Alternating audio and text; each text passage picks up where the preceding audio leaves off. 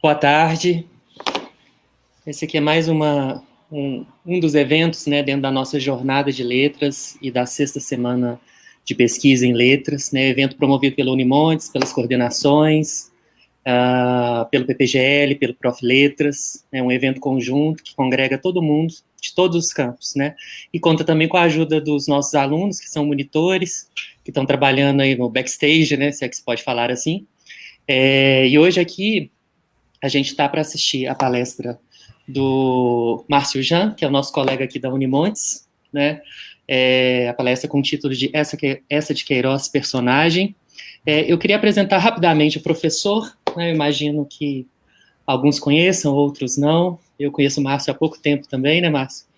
Tem aí, acho que desde o ano passado só, que a gente está, eu estou na Unimontes também há pouco tempo. Então, vou falar um pouquinho aqui do professor e depois vou passar a palavra para ele, né?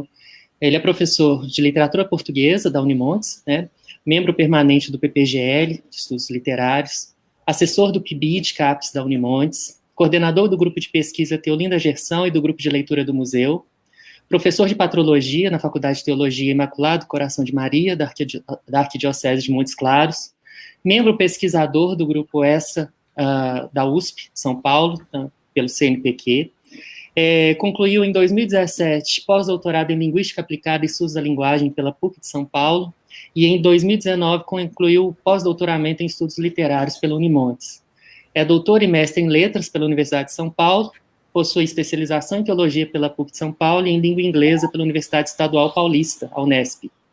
Atuou como professor universitário em diversas instituições do Estado de São Paulo, trabalhou com formação de professores pela Secretaria de Educação do Estado de São Paulo, tendo sido também um dos responsáveis pela implantação do projeto Early Birth, né, de ensino de inglês nas séries iniciais. Em 2017, recebeu o título de professor paulista, né, essa é uma novidade, inclusive, não sabia, na Câmara dos Vereadores de São Paulo. E aí também eu, já relacionado, né, com essa palestra, eu destaco 3 produções dele que eu achei bem interessante no Lattes. Um livro de 2019 que chama Modernidade dos Gêneros Autobiográficos. Outro livro, A Mímese da Escrita Intimistas nas Narrativas de Essa de Queiroz, de 2017, e um livro em que ele organizou com o título de A Obra de Essa de Queiroz por leitores brasileiros. Então, vocês podem ver que é um currículo bem bacana, é um especialista, já estou pensando até em chamá-lo para falar nas minhas disciplinas sobre Essa de Queiroz. Eu que estou trabalhando também com a literatura portuguesa, embora não seja minha área de especialidade, né, mas estou trabalhando. Então, acho que vai ser muito bacana essa conferência, espero que todo mundo goste. Eu vou passar a palavra para o Márcio, queria agradecer já antecipadamente também a Rosilene, que está fazendo a tradução. Então é com você, Márcio. Muito obrigado, professor Luiz, pela generosidade, pelas palavras na apresentação. Coloco-me à disposição, né, caso queira me convidar de fato para essas aulas, estou aí, né? Estou aí para contribuir e para trabalharmos juntos. Bom, a ideia dessa conferência, né, em falar sobre Essa de Queiroz, personagem, deixa eu projetar aqui para vocês. Aliás, eu agradeço muito essa oportunidade de estar aqui compartilhando essa mesa, né, com o professor Luiz, também com a Rosilene, na tradução aqui, fazendo a tradução para a língua brasileira de sinais, e agradecer ao evento, né, ao departamento também que proporcionou esse momento aqui para nós. Bom, a ideia de falar sobre Essa de Queiroz personagem é pensar um pouco Essa de Queiroz autor, né? Visto que, como a gente vai poder perceber no decorrer dessa fala, que o Essa de Queiroz não gostava muito de falar sobre a vida dele, sobre a biografia dele, né? Então, nesse sentido, ele nunca escreveu uma autobiografia. Porém, ao mesmo tempo, né, que isso ocorre, né, ou seja, não falar sobre si, eu trouxe aqui para poder motivar essa fala minha, né, o Essa de Queiroz personagem, aqui eu coloco o personagem porque eu vou falar do autor, mas ao mesmo tempo desse autor que se reinventa, né, que se cria e se recria. Então eu trouxe essa motivação da Ruth Amos, que ela apresenta no livro Imagens de Si no Discurso, que ela diz que todo ato de tomar a palavra implica a construção de uma imagem de si. Para tanto, não é necessário que o autor, locutor, faça seu autorretrato, detalhe suas qualidades, nem mesmo que fale explicitamente de si. Seu estilo, suas competências linguísticas e enciclopédias, suas crenças implícitas são suficientes para construir uma representação de sua pessoa. Então, aqui, a ideia é que eu possa apresentar o Eça de Queiroz a partir dos elementos que nós temos, né, biográficos dele, mas também a partir do seu próprio discurso, né, como que ele se constrói como autor, como que ele se vê como autor. Então, essa é uma motivação que vai percorrer aqui essa apresentação, essa análise. E daí eu trouxe também uma fala do próprio Eça de Queiroz, né, na narrativa, né, A Ilustre Casa de Ramírez, em comunhão com essa imagem que está aí projetada para vocês, que é a autocaricatura de Eça de Queiroz, né, personificada em cegonha. Eu vou falar mais detalhadamente sobre essa imagem mais para frente, mas ela já deixa aqui um questionamento, né, uma reflexão para todos vocês, né? Por que o Eça de Queiroz dessa forma, né? Essa autocaricatura, ao mesmo tempo que ele não escreveu a sua autobiografia, mas ele se autocaricaturou, né? E daí esse fragmento que eu trouxe da Ilustre Casa de Ramírez diz o seguinte: os antigos pintavam assim o destino, com letra maiúscula, com longas barbas e longas guedelhas, e o alforge às costas contendo as sortes humanas, né? Então, a ideia de destino que vai permear, né, essa narrativa é dessa ideia de que ela é uma figura, né, guedelhadas, com alforjes às costas, levando ali junto dela todas as suas sortes humanas. E daí, partindo dessa perspectiva, né, desse preâmbulo teórico, né, digamos assim, o que se pretende nesta conferência, então, é apresentar alguns aspectos da biografia do Eça de Queiroz, de modo a auxiliar, direta ou indiretamente, na leitura de suas obras, e até mesmo compreender aspectos sobre as escolhas literárias do autor. A biografia de José de Maria Eça de Queiroz, ou tão somente Eça de Queiroz, é composta por muitas divergências que ainda hoje são revisitadas. Sendo assim, o que se pretende é fazer uma demonstração de como as incertezas da vida de Eça, assim como as escolhas que seus pais fizeram no decorrer de sua meninice e juventude, e os conhecimentos adquiridos, principalmente durante os estudos acadêmicos, acabaram por formar o gênio e os melindres deste que seria o tão conhecido escritor português oitocentista. E daí, falando sobre essas descobertas, né, que volta e meia aparecem em relação às produções do Eça de Queiroz, eu vou mostrar algumas novidades, né, que foram descobertas recentemente. Dessa forma, ainda que o ideal, né, fosse resgatar todos os aspectos conhecidos sobre a vida do Eça de Queiroz, para assim poder compor uma biografia, talvez, visto o espaço reservado a este momento, né, a esta conferência, darei especial destaque aos fatos do nascimento e da formação do Eça de Queiroz. Essa, como eu disse inicialmente, não se sentia à vontade para falar sobre a sua própria vida. Era muito reservado quanto a isso. Para ele, sua vida nada tinha a ver com a literatura e com a leitura de sua obra, de modo que, para conhecê-lo, bastava conhecer seus livros e, no máximo, vê-lo em uma fotografia, como dito por ele mesmo, né, numa carta que ele escreve em 12 de agosto de 1878, endereçada ao seu editor. Nessa carta, ele diz: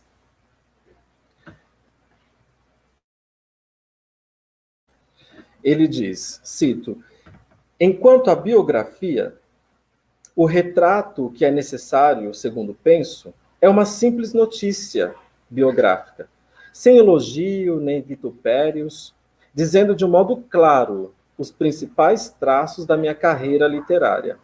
É inútil, creio, convidar nenhum homem ilustre para fazer isto. Então, aqui é a ideia que ele tem.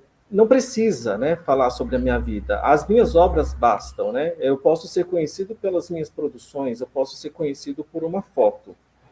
Esse receio, então, de ter sua história de vida publicada e divulgada, ao que tudo indica, está relacionado ao temor que essa tinha de ver a sua história da ilegitimidade de seu nascimento exposta, conforme será apresentado aqui em alguns fragmentos. Porém, compreendendo que deixar pública a sua história de vida seria iminente, apressa-se em pedir ao amigo Ramalho Ortigão que o fizesse, né?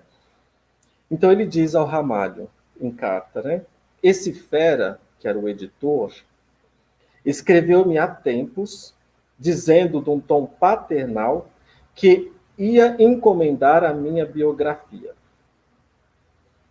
a um literato da capital. Fiquei azul de pavor. Vê você daí, Gervásio Lobato, fazendo variações sobre o meu nascimento. Escrevi para os Juncais do Porto, melifluentemente, dizendo que seria inútil incomodar um gênio com um assunto tão terra-terra, que verdadeiramente havia só um homem que, com conhecimento, poderia escrever a minha história. E esse homem era, como sabia você, seguro, em Paris, citei-o a você, porque tinha que citar o nome. Bom, aí eu termino essa citação para mostrar que o temor do Eça de Queiroz sobre ter sua vida estampada nos jornais, no fato de que sua vida esteve sempre envolvida, há uma relação de apagamento e aceitação. Isso porque ele não cresceu na companhia de seus pais e passou a juventude no colégio semi-interno, o Colégio da Lapa, onde conheceu aquele que seria seu grande amigo para a vida inteira, o Ramalho Ortigão, professor de francês naquela instituição. Seu distanciamento da família deu-se de modo alheio às suas escolhas. Nasceu em um... Deixa eu passar aqui a lâmina para vocês.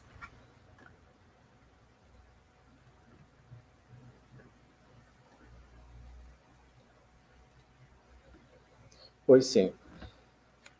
Nasceu em um relacionamento considerado impróprio para a época, visto que seus pais, Carolina Augusta Pereira Dessa e José Maria Almeida Teixeira de Queiroz, não eram casados. Oficializaram a união 4 anos depois do nascimento de Eça de Queiroz. Por causa disso, imediatamente após o nascimento, Eça é deixado aos cuidados de uma ama, chamada Ana Joaquim Leal de Barros, que era costureira também, que vivia na Vila do Conde, longe dos olhares condenatórios da sociedade puritana portuguesa. Ele nasceu no dia 25 de novembro de 1845, em Póvoa do Varzim, e logo após do parto, a dona Carolina volta a Viana do Castelo, onde ela morava, a uma distância de pouco menos de 45 quilômetros, mas distante o suficiente de pessoas indiscretas. Ou seja, foi um nascimento às escondidas, era uma gravidez também fora do casamento, ou seja, algo completamente condenável na sociedade da época. E daqui tem a imagem, né, dos pais do Eça de Queiroz. Essa situação irregular dos pais de Eça obrigaram-no a conviver com uma certidão de batismo, né, que a certidão de nascimento naquela época era uma certidão de batismo, que registrava ser filho de mãe incógnita, né? Ao que tudo indica, por exigência do avô paterno, discriminando apenas nessa certidão os nomes dos familiares do pai, com os dizeres José Maria, filho natural de José Maria de Almeida Teixeira de Queiroz e de mãe incógnita, neto de Joaquim José de Queiroz e de sua mulher, Dona Teodora Joaquim de Almeida Queiroz. Então, esses são os dizeres que estão lá nessa certidão. Mesmo depois que os pais oficializaram o casamento, 4 anos depois, né, em 1849, Eça de Queiroz não é levado para morar com eles, E os motivos para isso, porém, não parecem ser muito claros. Segundo a Filomena Mônica, uma estudiosa de essa,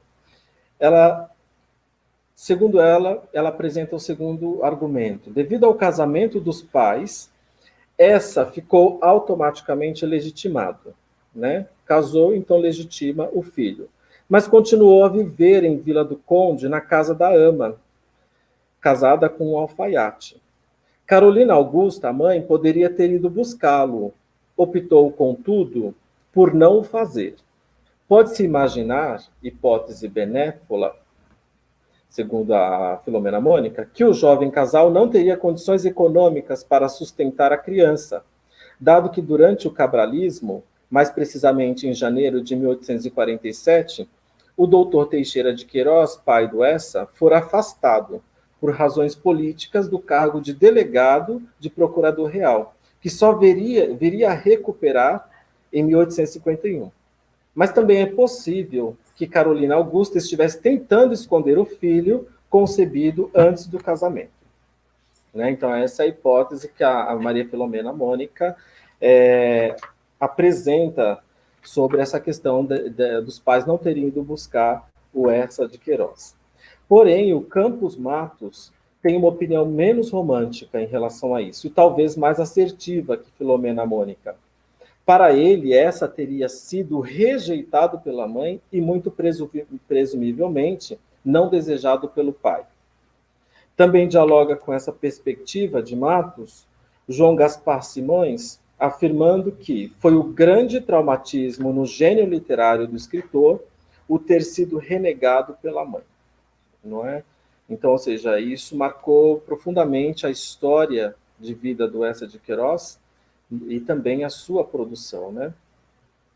Todos esses fatos marcaram, indubitavelmente, a vida, o comportamento e até mesmo as obras de Essa de Queiroz. Nesse quesito, todos os biógrafos parecem concordar. Muito provavelmente, são esses os motivos para que ele não se sentisse à vontade em falar sobre suas origens. Mesmo porque, ainda que sua legitimidade de filho tivesse sido automática com o casamento dos pais, em 3 de setembro de 1849, somente o casamento em 3 de setembro de 1849, digo, né? Somente em 10 de fevereiro de 1866, ou seja, quase 17 anos depois do seu nascimento, é que seus pais assinam o primeiro documento específico para a legitimação filial. Documento que também já seria o suficiente para o reconhecimento. Por outro lado, em 1885, Carolina Augusta Pereira Dessa e o marido, né, José Maria Almeida Teixeira de Queiroz, resolveram fazer um novo documento, assinado nesse caso por ambos, em que declaram de modo bastante peculiar a legitimação de Essa, onde constam os seguintes termos, vou citar os termos que constam nesse documento. Para o legitimar, contraímos matrimônio no dia 3 de setembro de 1849. E é risível, porque é como se o objetivo do casamento, né, tivesse sido esse, ou seja, casaram para legitimar o filho. Mas como a gente já viu até aqui, não foi o que aconteceu, né? O mesmo se repete, daí eu projeto para vocês, em 1900, né, após a morte do Essa de Queiroz, com esse documento que está aqui, né, que eles mais uma vez confirmam a legitimidade do filho. O que se sabe, porém, é que em 1850, aos 5 anos de idade, Essa é transferido para a casa de seus avós paternos, né, e logo após isso a ama também vem a falecer. Então ele não vai para a casa dos pais, ele vai para a casa dos avós paternos. Essa de Queiroz, na crônica publicada em março de 1872, na qual disserta sobre o valor da educação, ele faz uma afirmação bastante irônica, né, mas com certo tom de mágoa, que até parece ser direcionada aos próprios pais dele, né? E ele diz o seguinte: A valia de uma geração depende da educação que recebeu das mães.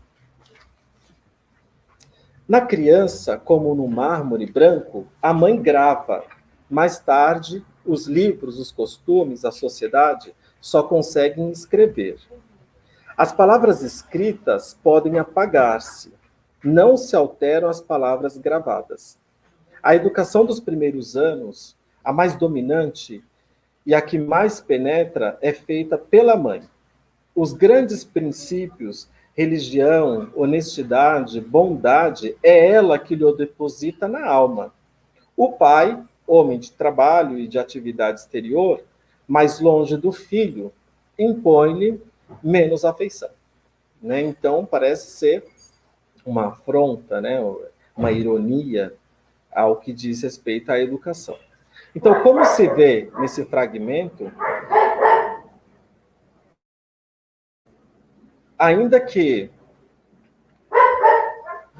Desculpa ter uma interrupção aqui com o cachorro.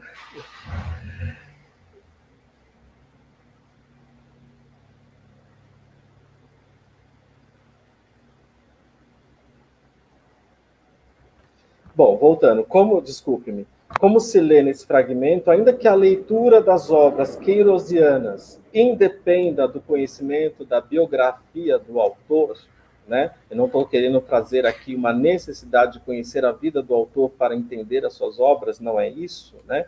Ao mesmo tempo, é incontestável que traços de sua experiência de vida acabem por reverberar esses textos ficcionais, né?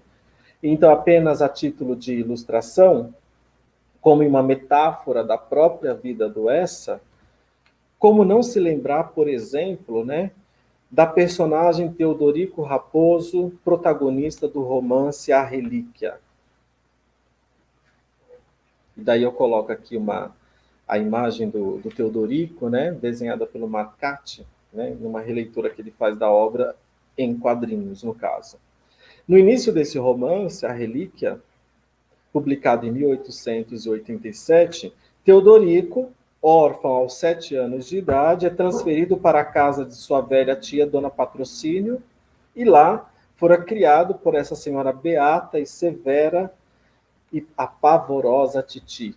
Né? Todos tinham medo dessa mulher, né? Super rude. Né? Além disso, né, dessa semelhança, nós temos também algo muito parecido nos Maias, né? Que foi publicado em 1888. E nos Maias, a relação de Carlos da Maia, um dos protagonistas, com sua mãe, também é uma relação muito complicada, né? Nos parágrafos iniciais, por exemplo, do capítulo 6º, da primeira parte dos Maias, fala-se sobre uma das férias de Carlos, e que, na ocasião, o narrador relata um diálogo em que ele teve com seu avô, o Afonso da Maia, né? Em que falavam sobre as peripécias de estudante e recordavam situações da infância. E daí, nessa situação, o narrador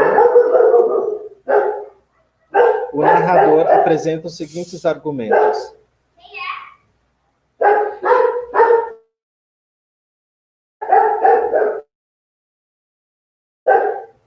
Depois da melancólica conversa com o avô, devia ele experimentar uma égua inglesa.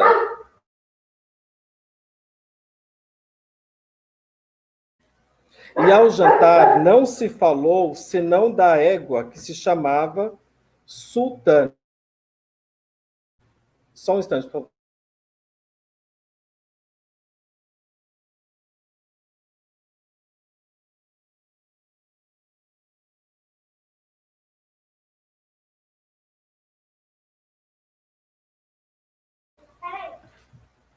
Desculpa, eu tive uma interrupção aqui, mais uma vez, voltando, né? Então, depois da conversa do Carlos com o Afonso da Maia, depois da melancólica conversa com o avô, devia ele experimentar uma égua inglesa.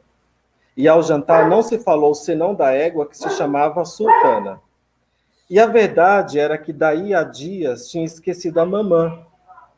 Nem lhe era possível sentir por essa tragédia senão um interesse vago e como literário. Isso passara-se havia 20 e tantos anos, numa sociedade quase desapercebida. Era como um episódio histórico de uma velha crônica de família, um antepassado morto em Alcácer Quibir, ou uma das suas avós dormindo num leito real. Aquilo não lhe dera uma lágrima, não lhe puseram um rubor na face. De certo, preferiria poder orgulhar-se de sua mãe como de uma rara e nobre flor de honra. Mas não podia ficar tonta a vida a amargurar-se com os seus erros. Então, perceba aqui, existe uma grande mágoa, né, do Carlos em relação à sua mãe. Né? E é claro que tem todo um contexto aqui na obra, mas é para a gente pensar um pouco nessa relação essa família e as personagens. Bom, ainda que os contextos sejam diferentes, o que salta aos olhos do leitor é o sentimento de abandono, de orfandade, vivido pelas personagens, traços que se repetem em outras obras queirosianas. No período de 1856 a 1861, esteve Eça de Queiroz no Colégio da Lapa, que está sendo projetado aqui para vocês. Sobre essa fase de sua vida, pouco se sabe, pois o colégio não manteve arquivos da época. O certo é que foi durante esse período que surgiu a amizade de Eça de Queiroz por Ramalho Ortigão, 9 anos mais velho que ele, e que talvez tenha sido seu professor de francês no período. O Colégio da Lapa atendia crianças em sistema internato, externato e semi-internato. A modalidade de atendimento a que Eça de Queiroz foi atendido parece não ser consenso entre os biógrafos. O Benjamin Abdala Júnior, em seu Manual de Literatura Comentada, afirma categoricamente que Eça foi matriculado como aluno interno. Já o Luiz Viana Filho afirma a inexatidão desse fato. E aqui eu passo a transparência, a lâmina para vocês. Diz o Luiz Viana Filho, né? Salvo haver frequentado o Colégio da Lapa, embora não se afirme seguramente se o internato ou o externato, ou ambos, há muito de ignorado sobre a vida do pequeno José Maria.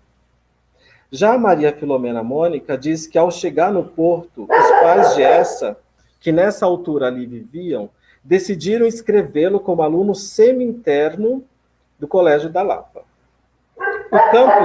O Campos Matos, né, por seu turno, não entra nesse mérito da discussão, pois, como segundo relata, este período é, porventura, o mais obscuro da sua vida. Acrescentando ainda que a Irmandade da Lapa não conservou os registros da época e que ele, pessoalmente, esteve à procura de documentos sem ter obtido sucesso. Poderia ainda citar outros biógrafos, mas a título de exemplificação, esses já parecem ser suficientes. Eu peço 1000 desculpas pelo barulho do cachorro, 1000 desculpas. Aqui eu estou com um problema, assim, de um lado a gente tem um vizinho que faz muito barulho, e aqui em cima tem o cachorro e os carros, né? Desculpem-me por essa interrupção. Bom, outro marco na vida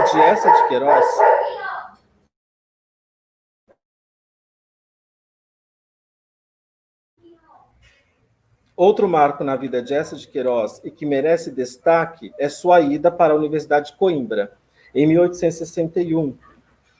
Deixa eu passar aqui a lâmina.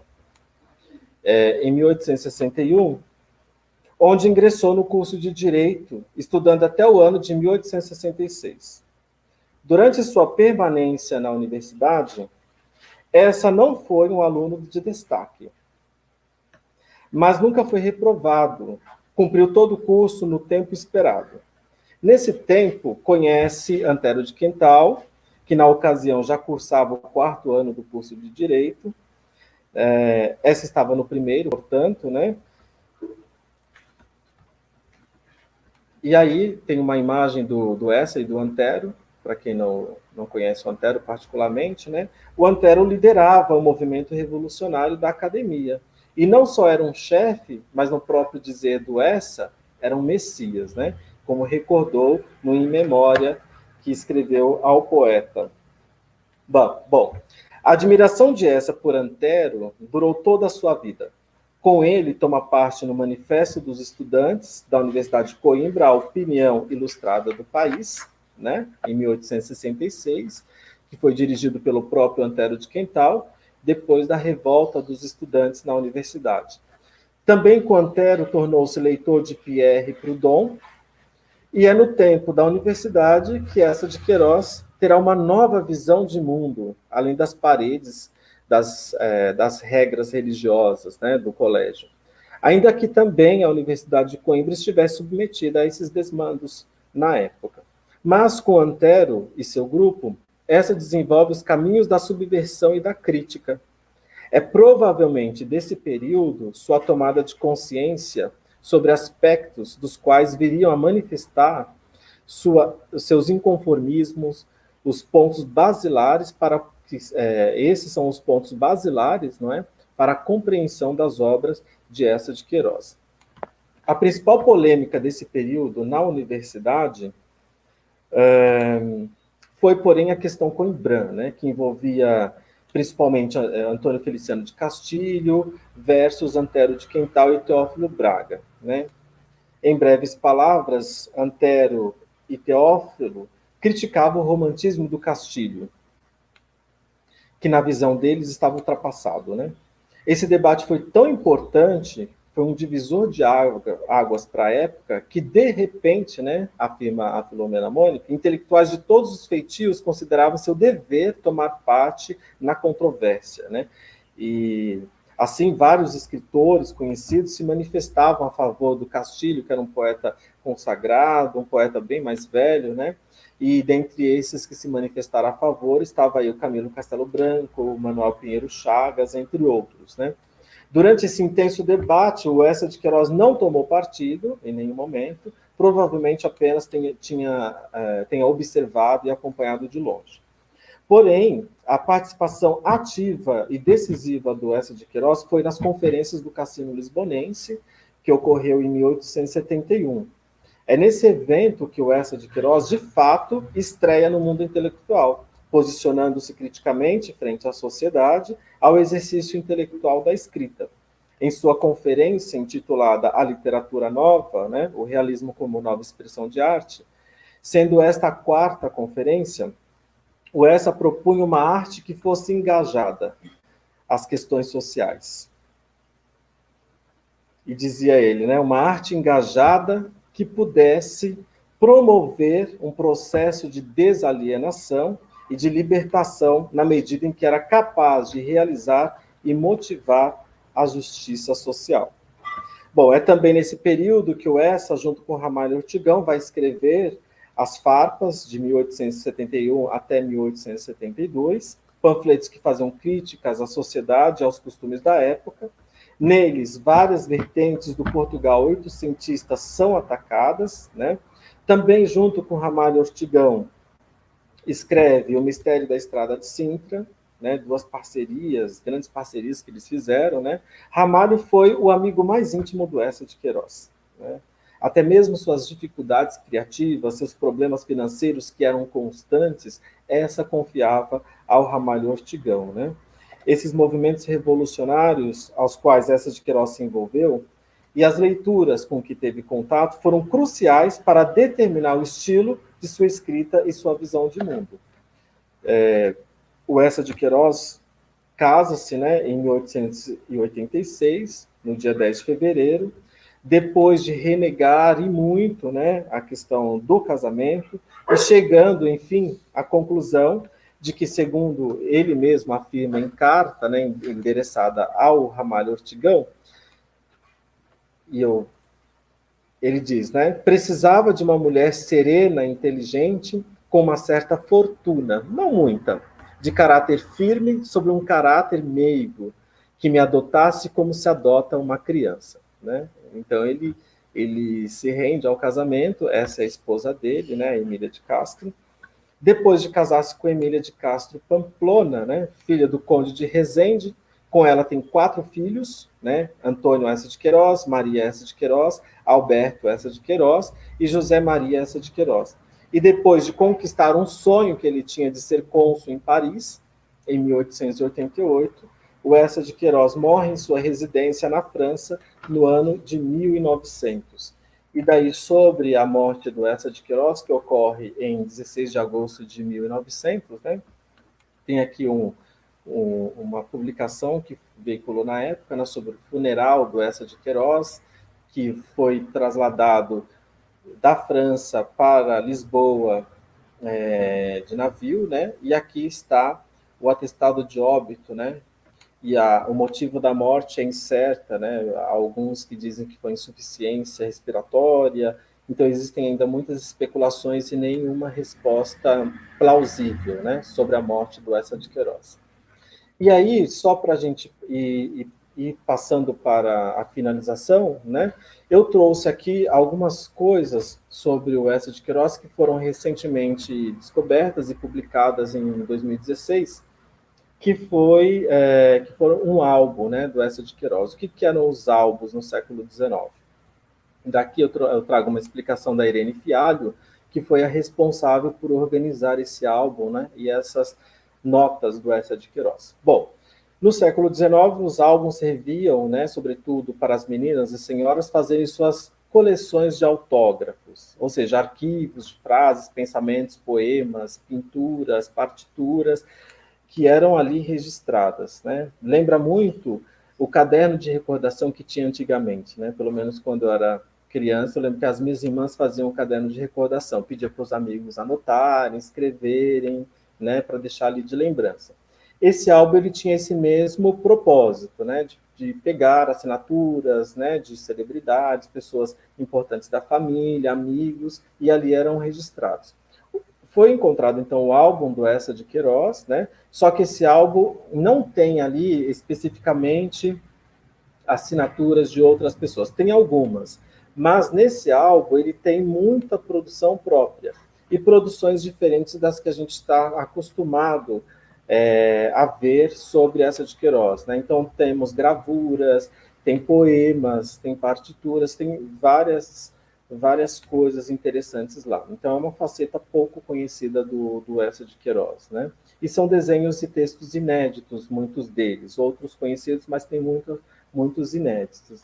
E essa descoberta foi feita pela doutora Sandra Mello, né, técnica cultural da Fundação Eça de Queiroz, lá no Porto, né, e organizado nessa edição, que eu mostro a capa para vocês, pela Irene Fialho, a quem eu agradeço, né, muito, porque as imagens do livro, né, os desenhos inéditos, eles foram publicados no livro no meio da página, então não dá para você reproduzir.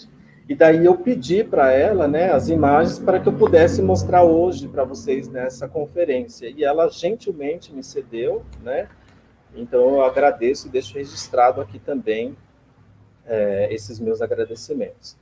Então, o primeiro que eu havia mostrado no início para vocês é essa autocaricatura do Eça de Queiroz Cegonha, né?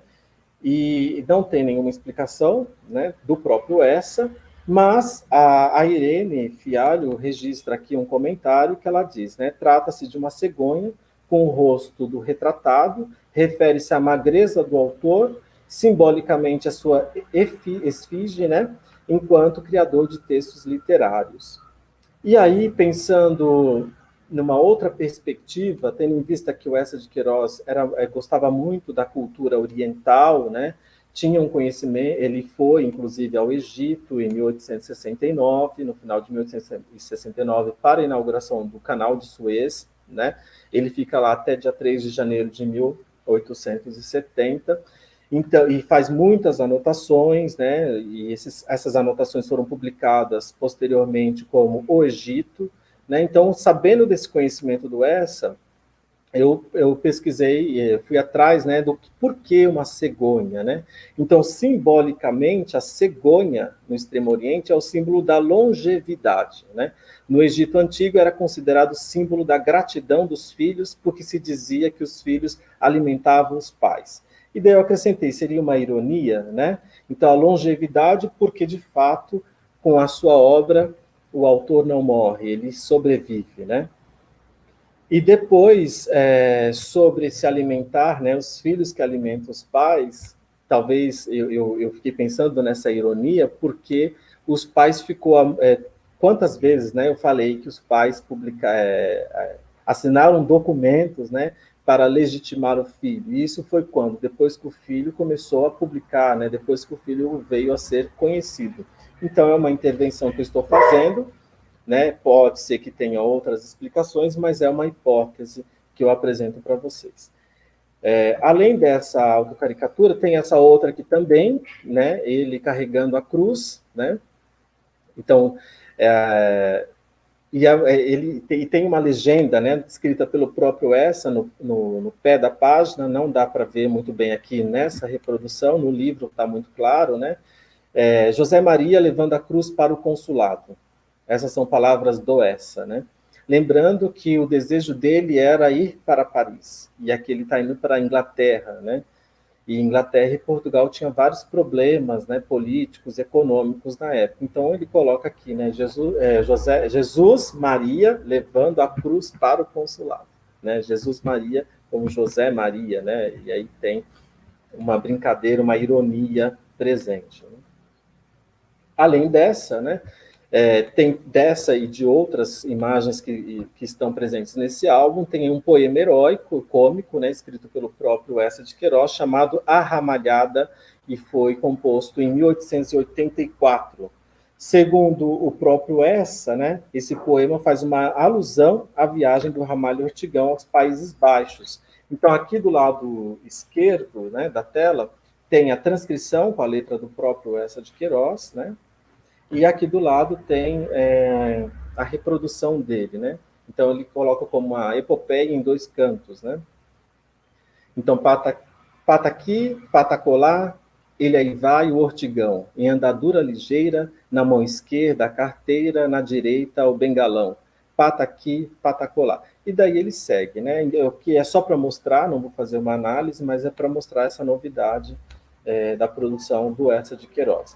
E ele também faz uma ilustração para esse poema, né, que é essa ilustração que vocês estão vendo ser projetada, do Ramalho Ortigão, né, indo para sua viagem nos Países Baixos. Bom, e ele também fez uma caricatura do Ramalho Ortigão com corpo de galo, né, o barrete na cabeça e pena de escrever atrás da orelha. E daqui eu também faço uma análise sobre essa simbologia do galo, né? Também buscando nessa tradição que era muito cara ao Eça de Queiroz, né? Que o galo é considerado o símbolo do sol e do fogo, né? Que anuncia o amanhecer. E na tradição japonesa, o canto do galo chama adeus a sol para fora da caverna. É o símbolo da derrota das trevas, é a luz. Lembrando que, junto com Ramalho Ortigão, eles escreveram, né, as farpas, que tinham como objetivo criticar os problemas de Portugal, fazerem as pessoas refletirem sobre aqueles problemas, fazerem pensar, né, assim também como foram os objetivos das conferências do Cassino Lisbonense, me parece muito pertinente pensar, né, no Ramalho Ortigão como esse galo, né, que traz a luz, que traz a consciência aos seus leitores, né, à população portuguesa oitocentista. Bom, além das caricaturas e poemas autorais, há ainda também nesse álbum ilustrações alusivas a Dona Inês de Castro e Dom Pedro I, a Henrique VIII com Francisco I, Luís XIV da França, entre diversas outras ilustrações. Então, é uma obra bastante interessante de se ver, né, e de pensar o Eça de Queiroz com essas outras facetas, né? Sobre essa produção do Eça, né, sobre essa variedade artística do Eça de Queiroz, o Eduardo Prado, que era um amigo brasileiro do Eça de Queiroz, ele apresenta a seguinte informação, né?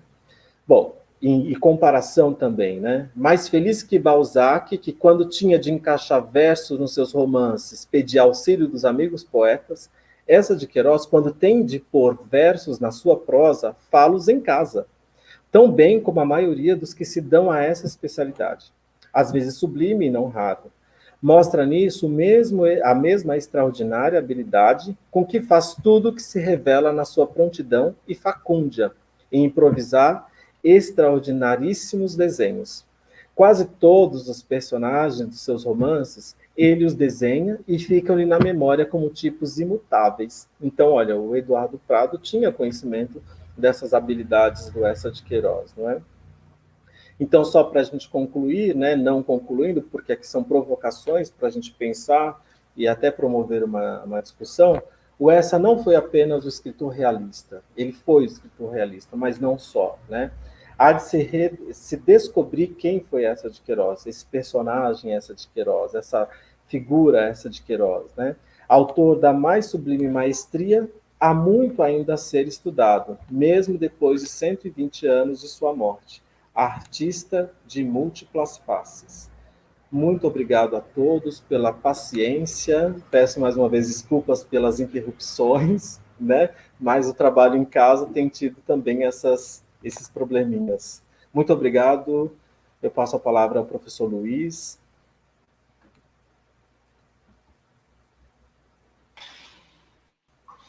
Maravilha, muito obrigado, professor. Muito boa a sua apresentação. Aprendi muito, muita coisa, né?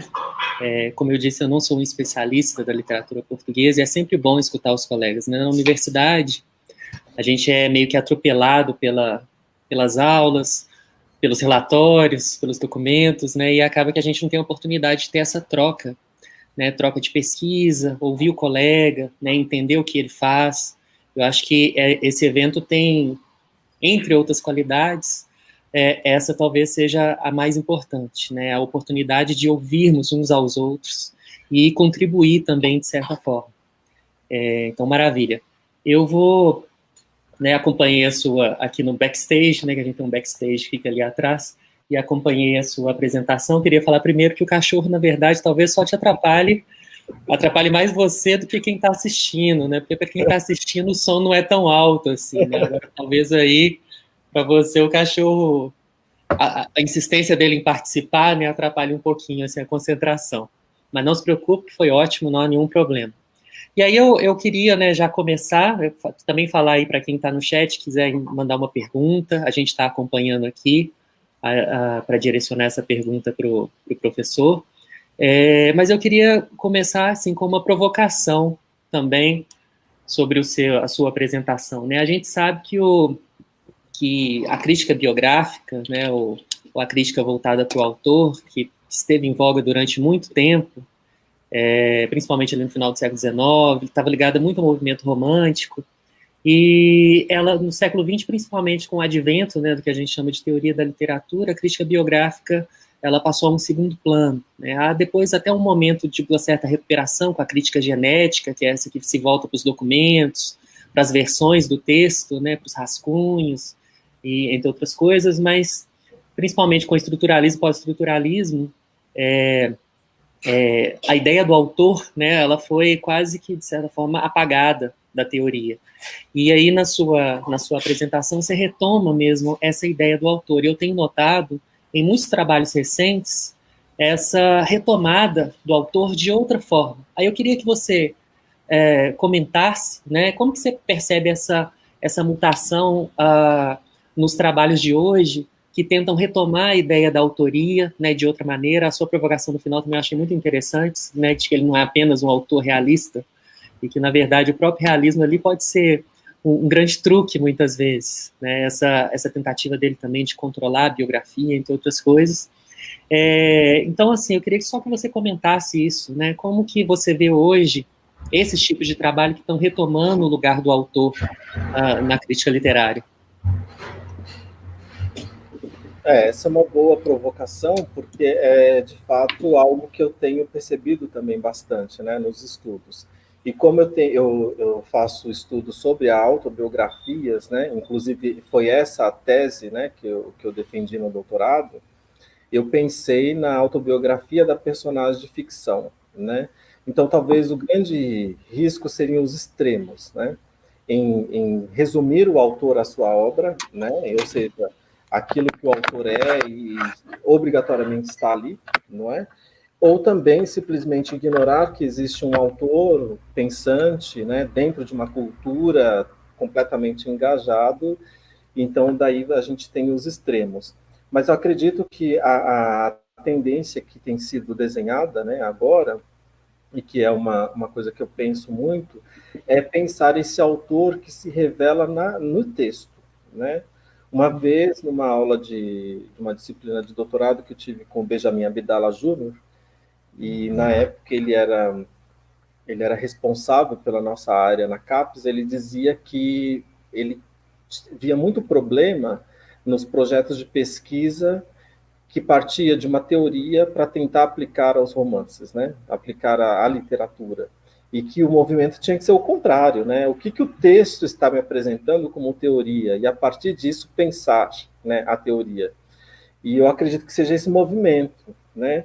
Qual é em que sentido o texto revela o autor, né? Como que o autor está sendo marcado ali, né, geograficamente, historicamente e culturalmente. E é essa questão que vai embasar, e é o que eu tenho visto, que tem embasado os estudos, né, que trabalham ao mesmo tempo a morte do autor, mas ao mesmo tempo não o ignora, né? Ou seja, ele estava envolvido, né, culturalmente naquela produção. Ele não foi um mero objeto de reprodução de um texto que foi psicografado, por exemplo, né? Então, eu acredito que esse movimento ele tem trabalhado muito nesse sentido e que eu acredito ser muito positivo, né? Mas também o extremo acontece, porque, por exemplo, uma vez, numa certa discussão, alguém falou assim: ah, mas o Essa de Queiroz não pensava assim, né? Mas aí é muita pretensão a gente também querer imaginar o que o autor pensava naquele momento. O que a gente pode fazer é criar hipóteses a partir daquilo que a gente tem como concreto, né? E o que a gente tem de concreto é o texto, né? É o próprio texto. E daí eu trouxe essa aproximação com o romance, eu citei dois, mas tem outros também, claro, né? De pensar, né? Essa questão da sua infância, a primeira infância negada, né? Pelos pais, né? E depois ele vai sendo jogado de um lado para o outro. Então, primeiro está com a ama, depois com os avós, depois na escola, talvez interno, talvez não. Mas, enfim, ele não tem a convivência com os pais. Isso, querendo ou não, reflete na vida dele e vai refletir na sua escrita. Isso é inegável, né? E, curiosamente, a gente não tem nenhuma personagem do Essa de Queiroz que tenha um bom relacionamento familiar, né? E, de modo particular, com os pais. Então, isso, não podemos negar essa informação, né? É claro, então, só por causa disso a gente vai reduzir o texto? Não, mas o que isso representa para o texto, né? E daí é interessante quando eu peguei lá a crônica que ele fala sobre a educação, né?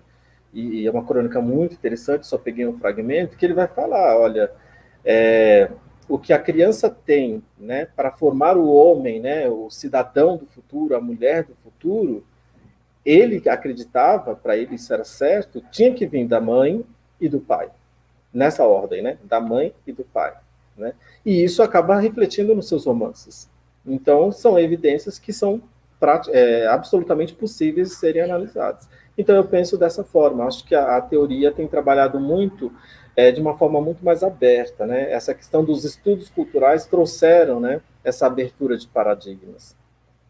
Nem tanto ao céu, nem tanto à terra, né? Como diria o próprio Teodorico Raposo no final da Relíquia. Eu queria também que você comentasse um pouco, né, que eu gostei muito da parte final da apresentação, quando você traz os desenhos, achei muito bacana isso, né? Como que o crítico, né, lida com esses elementos, né, que ao mesmo tempo são parte da produção ali, né, do escritor, mas eles estão em outro tipo de registro, né? Seja no registro visual, você falou também de algumas partituras também, né? Então, como pensar essa relação entre objetos, né, semióticos, digamos assim, que vêm de lugares diferentes?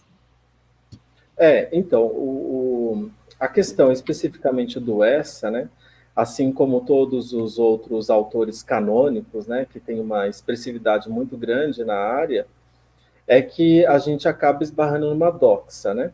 Ou seja, para ler esse autor é necessário seguir essa doxa, seguir essas regras, né? Então, o que acaba acontecendo muitas vezes é que essas produções extras, né? Talvez não seria o termo melhor, mas uma possível colocação, eles não são pensados ainda, né? Por exemplo, tem muitas obras do Essa que foram publicadas a posteriori, né? E essas obras póstumas, elas têm várias restrições.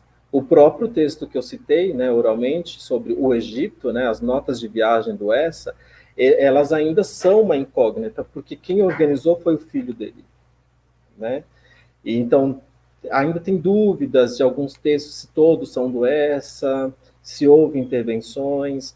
E esse mesmo debate ele é estabelecido também, por exemplo, em relação ao romance A Cidade às Serras. Porque o romance A Cidade às Serras foi publicado em 1900, mas foi publicado após a morte do Essa, e o Essa morreu sem concluir esse romance. Então, quem organiza, quem conclui o romance para a publicação foi o amigo dele, o Ramalho Ortigão. Então, aí tem já um problema. Bom, se não foi o Essa que concluiu, então será que o romance acabaria daquela forma? Né? Será que ele não faria modificações? Mesmo porque o Essa de Queiroz ele modificava muito o próprio texto. Nós temos, por exemplo, o Crime do Padre Amaro, que foi publicado em 1875, considerado a primeira obra realista portuguesa, né? Por isso o Eça de Queiroz é considerado muitas vezes o pai do realismo português. Mas esse romance foi publicado em 1875, a sua primeira edição, em 1876 a segunda, e depois no final da década, não sei, 1880 ou 79, não me lembro agora, ele publica a terceira edição. E quando a gente pega cada uma das edições, elas são muito diferentes. Né? Inclusive, no grupo Essa, a gente fez o estudo do Crime do Padre Amaro, né? E depois fizemos análises comparativas e publicamos, inclusive, a primeira edição, né? Desse livro. E quando a gente pega a primeira edição, ela não é exatamente a terceira. E o que a gente lê hoje do Crime do Padre Amaro, todo mundo lê, né? Na universidade, no colégio e tal, é a terceira edição. Né? Então, assim, se o Essa, por ele mesmo, fazia muitas correções, não gostava do texto, brigava com os editores, né, quando publicava sem que ele tivesse feito a revisão, como aconteceu com o Mandarim, por exemplo, então, o que pensar da Cidade das Serras que não foi concluída por ele? Né?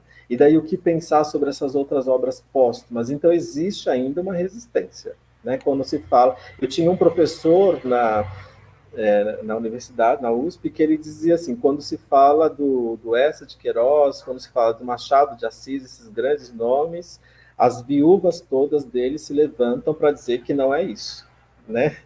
E daí vem essa questão, né? E é uma coisa que eu insisto. O que o texto me apresenta, né? Quais são as possibilidades de leitura que o texto está apresentando, não deslocando-o do contexto da sua produção, que também tem isso, né? A gente não pode ler A Cidade das Serras, que fala sobre as tecnologias, as mais diversas do século XIX, como se fosse hoje, né? Mas, ao mesmo tempo, a gente não pode ignorar as questões culturais que ali estão envolvidas. Bacana.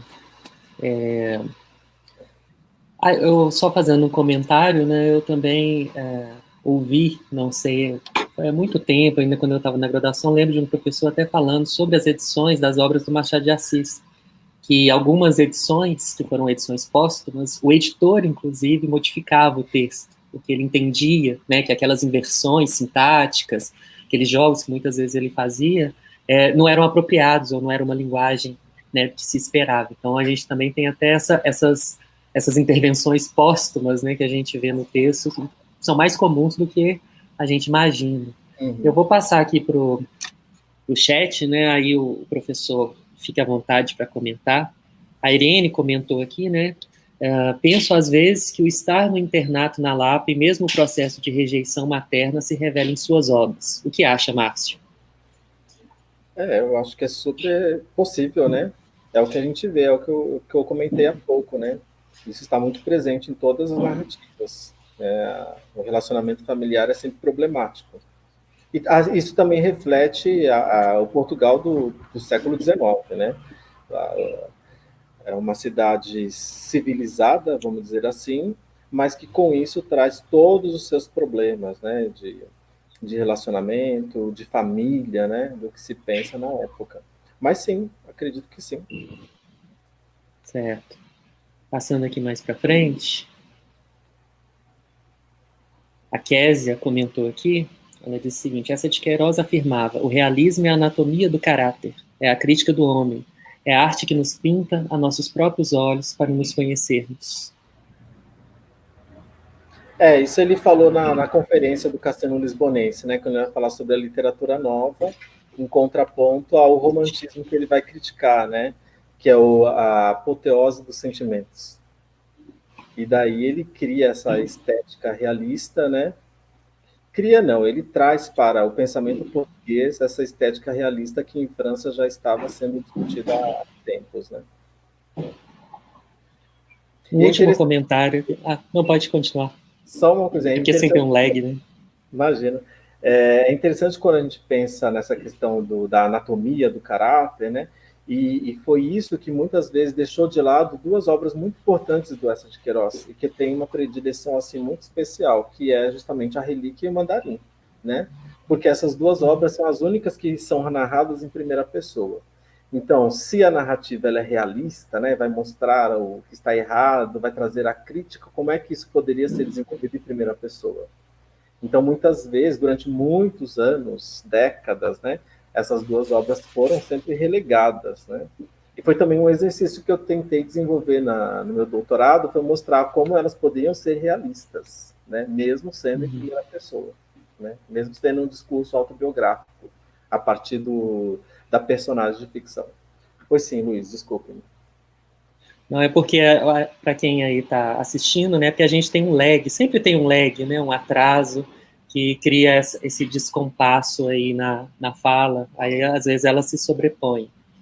Mas o diretor de vídeo até colocou, se quiser colocar de novo, comentário da Orlinda.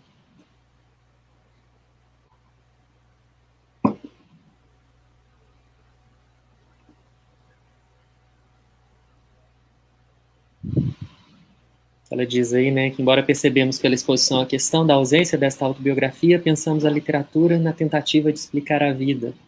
Esse inclusive é um tema muito caro para mim, né, que trabalhei com um autor que tentava fazer essa relação vida-ficção, né, ou a ficção como uma maneira de viver, uma maneira mais sofisticada, com mais nuances, né, a ficção como uma espécie de filtro, digamos assim.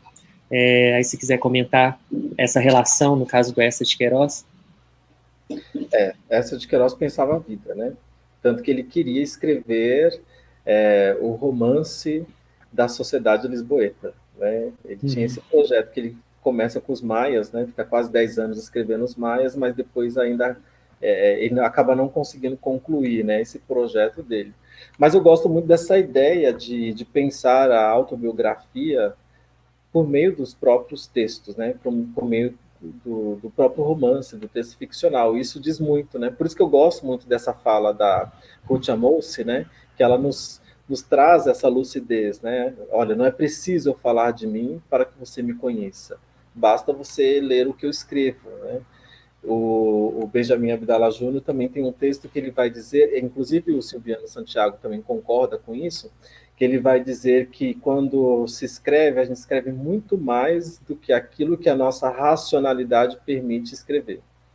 E daí vem aqueles exercícios que até o Foucault fala, né, sobre, quando ele vai discutir sobre a escrita de si, né, que quando a gente vai reler o nosso texto, a gente não se reconhece nele, muitas vezes, né, e a gente às vezes até se surpreende positivamente ou negativamente, porque tem muito do que lá está registrado ultrapassou as razões, aos níveis racionais do momento, mas tem coisas que são inerentes culturalmente falando, né? Inclusive como exercício literário, né? O surrealismo fez desse exercício. A escrita automática era uma maneira de abrir a porta do inconsciente, né? Eles estavam muito influenciados pela psicanálise, que era uma ciência recente, e tal. A escrita automática passa por isso.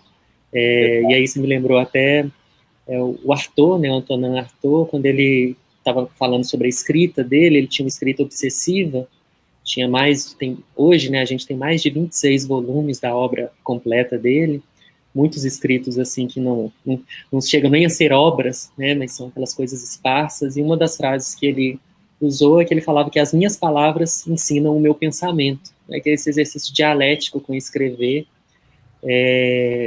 essa retomada, né, escrita, a volta ao texto, a retomada como um exercício tanto de autoconhecimento, mas também de para além do conhecimento, né, essa percepção de que muita coisa que se foi colocada na escrita, a gente não tem controle, né, ela está para além, digamos assim.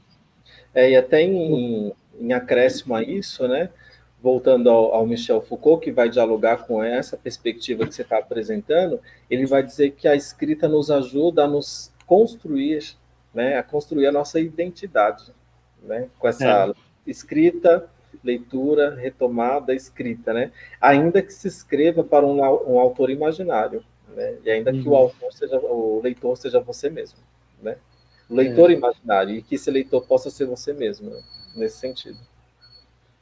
Essa é uma perspectiva bem bacana, né? Você lembrou aí o Foucault. Foucault falava que a escrita é uma técnica do cuidado de si, né? E eu acho que isso é um elemento muito bacana. A Mônica colocou aí, né? A autobiografia está nas entrelinhas. Querendo ou não, o eu é transposto, não é mesmo? Sim. É isso. É isso. É isso. Eu estou acompanhando aqui o chat, não sei se eu perdi alguma coisa. A Kézia voltou também, comentou aqui, né? Mais uma vez, ele vai mais além, traz nuances implícitas que passam despercebidas. Parabéns. Aliás, aproveitando aqui, muita gente, né? Tem muita gente aqui no chat, agradecendo pela palestra, que de fato foi muito boa, muito bacana poder ouvir o Márcio. Falando sobre a sua generosidade também em vários momentos, né? Isso também essa é uma característica muito importante no professor, essa generosidade intelectual, da troca, né? O Márcio, por exemplo, coordena aqui o grupo de leitura, né? Que é um projeto meio que de extensão, digamos assim, e eu acho que uma coisa muito bacana, né? Essa generosidade mesmo de trazer, né? Principalmente para fora dos muros da universidade, a possibilidade da conversa, né? Da troca sobre a leitura. Vamos ver aqui no chat se tem mais alguma coisa.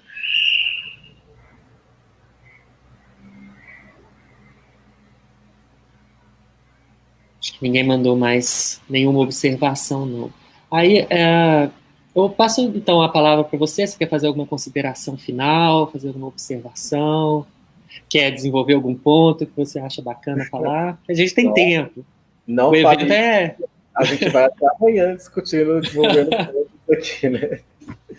Não, mas eu agradeço muito essa oportunidade, né? A semana passada, nos encontros com a literatura portuguesa, eu já havia falado sobre o Essa, né? E eu até tinha deixado o convite para a gente continuar esse debate hoje, né? Porque lá a gente trabalhou um conto, né?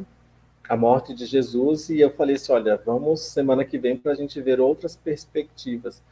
Então, eu acho que eu deixo aqui esses meus agradecimentos por essa oportunidade, né?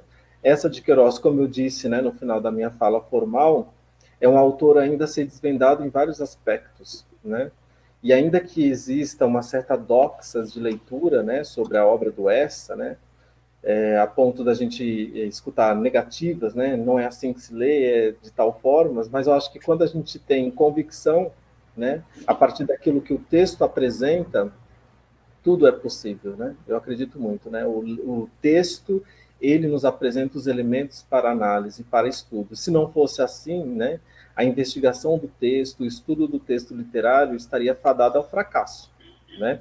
Nós temos aqui 120 anos, olha o meu colaborador, nós temos 120 anos da morte de um autor, né? E ainda assim a gente está discutindo né? A gente está discutindo esse autor, ou seja, há muito que ser dito, há muito que ser pesquisado, e acho que essa oportunidade a gente não pode deixar passar, né? E a literatura é isso, né? Já dizia o Ítalo Calvino, né? O que faz do texto clássico um clássico é a sua possibilidade de renovação de leitura, né? Cada vez que eu leio um novo texto, né? Um texto clássico é aquele que a gente nunca lê, a gente só relê, porque cada vez é um texto novo. Então, eu deixo aqui essas minhas considerações, né? Estou aberto a discutir sobre o Essa de Queiroz, né? Meu autor, que eu tenho muito devo muito a ele, né? Tenho muitos anos de pesquisa e ainda acho que preciso ler muito mais sobre. E a cada vez mais é uma nova descoberta, como eu também mostrei para vocês. Então, é isso, né? Estou à disposição e deixo aqui os meus agradecimentos a esse evento, que tem sido uma organização fantástica. Eu também até gostaria de dizer, Luiz, que eu achei muito legal essa junção, né, essa união das áreas, né, isso é muito legal, isso é universidade, né, você ter vários professores de diversas áreas, de diversos pontos de vista de pesquisa, mas dialogando na mesma mesa, né, dialogando no mesmo evento, mostrando que, na verdade, a gente trabalha em conjunto, né, não dá para a gente trabalhar sozinho, a gente não pode negar o outro, né, e esse trabalho com o outro e se faz presente na literatura. Se a literatura não promove essa construção da sociedade, né, como diria o Antônio Cândido, então ela se perde. Né? É só um ler por ler, é só a fruição. Não que a fruição não seja importante. Mas não só isso. Né? Foi o que a gente nós discutimos ontem numa mesa muito interessante chamada Pandemia Crítica. Né? Então eu deixo aqui as minhas considerações, o meu agradecimento, em primeiro lugar, a todos, poder compartilhar com você dessa mesa, a Rosilene, aos nossos técnicos que estão aqui nos bastidores, ao Tiago e a toda a organização desse evento. Muito obrigado. Muito obrigado, professor. Eu acho que a universidade é isso, né? A universidade são todos os professores, os alunos, né? Um evento que está sendo feito de forma coletiva, que está sendo transmitido, aberto, né? Para que não só as pessoas da universidade, mas também de fora da universidade possam ter contato com o que a gente faz, com o que a gente pesquisa, com as ideias, né? E mais do que isso, é um evento que fica ainda gravado, né? Fica uma memória desse evento que eu acho super importante, super bacana. Agradeço demais na sua participação. Eu sei que se dispôs desde o início, né, a contribuir com o nosso evento, que a gente começou achando que ia ser pequeno e de repente foi crescendo, crescendo e se tornou isso aí, né? Então, queria agradecer o professor, queria agradecer a Rosilene, né, que está trabalhando aí continuamente, já não sei nem quantas participações ela teve no, nas mesas, nas conferências, também um trabalho super importante. E queria agradecer a todos que estão aí no chat, né, que contribuíram, que assistiram, né, essa aula ela vai ficar gravada, então falem também para os colegas que não puderam assistir, que assistam, né, as outras também estão gravadas, então isso é muito bacana. Né, então, queria agradecer a todos aí presentes, agradecer a organização, que é feita por todos nós, né, todos nós, na verdade, somos organizadores. Muito obrigado.